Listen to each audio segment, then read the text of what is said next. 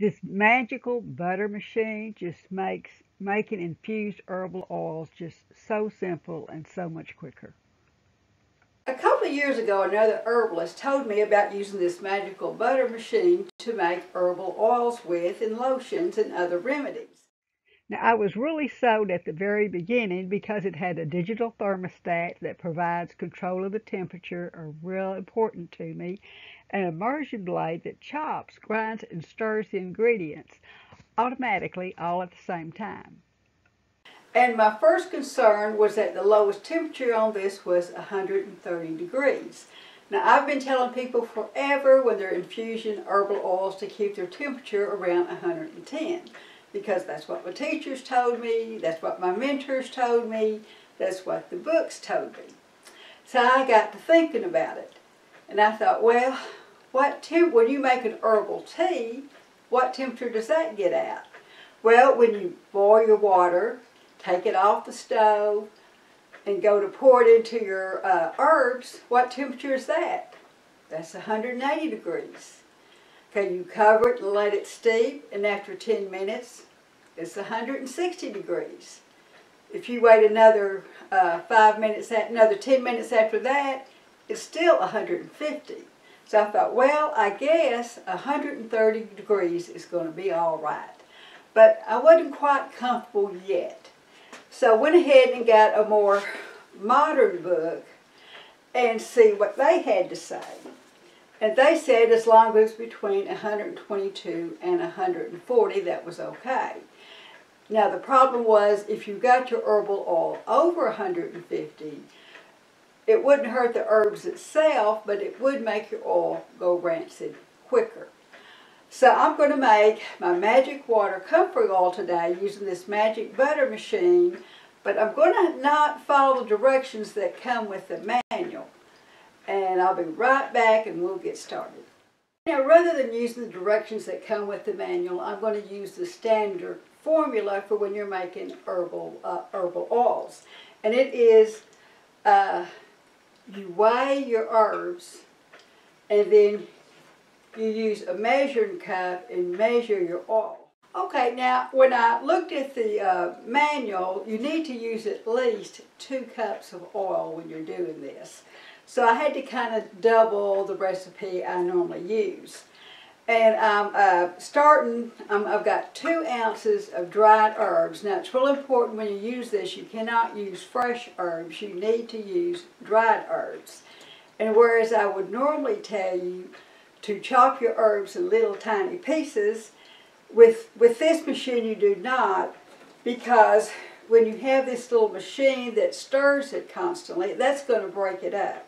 And of course this part is a thermometer that measures it.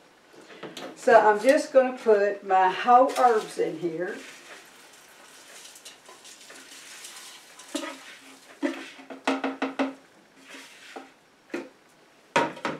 And then add my liquid.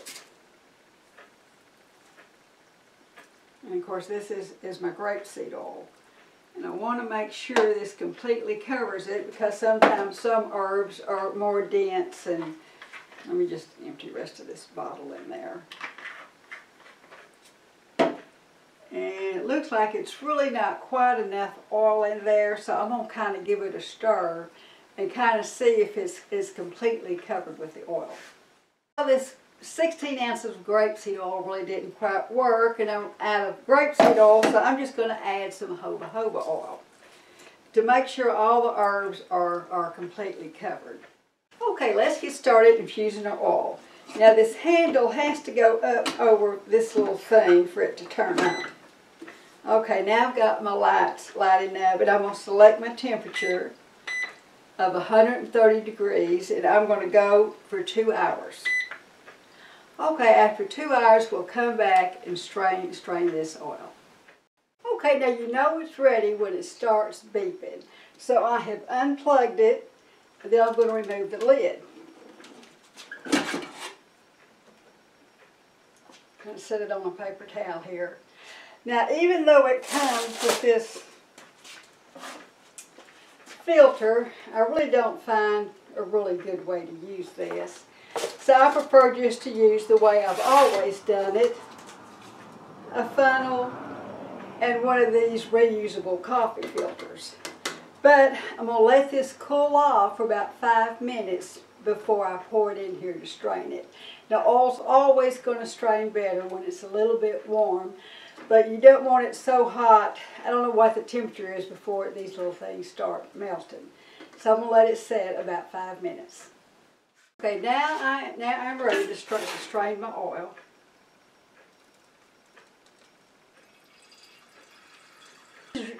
Really twice as much as I normally make, so it's kind of hard to get all these herbs up in here.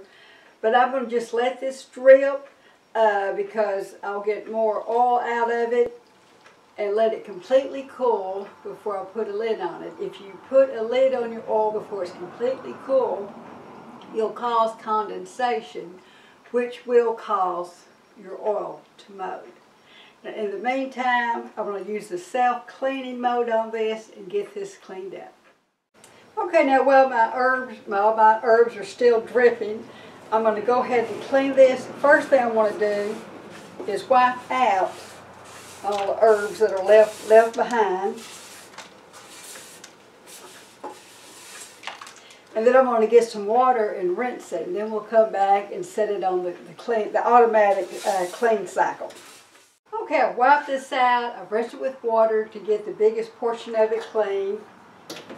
I've put about 3 cups of water in here. It's halfway between the minimum and maximum line. And I'll put just a little bit of dishwashing liquid in here. I'm going to use Dawn because that's famous for being able to cut grease. I'm going to reapply this, plug it back in.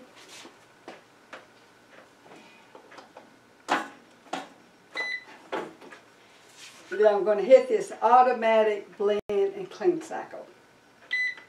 Okay, that took about 2 minutes. Now I'm ready to take the lid off. And you can see all the soap, so I really need to go to the sink and really rinse all this soap off. And then I'll be ready for my next project. Okay, my magic water comfrey oil has nothing to do with wheat or pot. It is a combination of herbs. 3/4 of the recipe is comfrey leaves. The other quarter is lavender flowers, thyme, and rosemary. And I use this as a base for most of my lotions.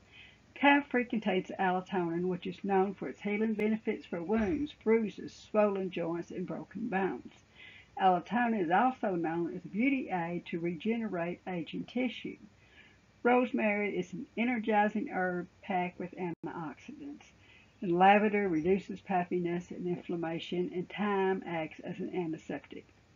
Thank you so much for joining me today, and if you enjoy these videos, please like, subscribe, and share. We are a small family farm, and we need your support to continue to make these videos and share natural healing remedies. Visit me at familyguidetoherbs.com. Now, my channel name on YouTube is Carolyn Gibson, Herbalist.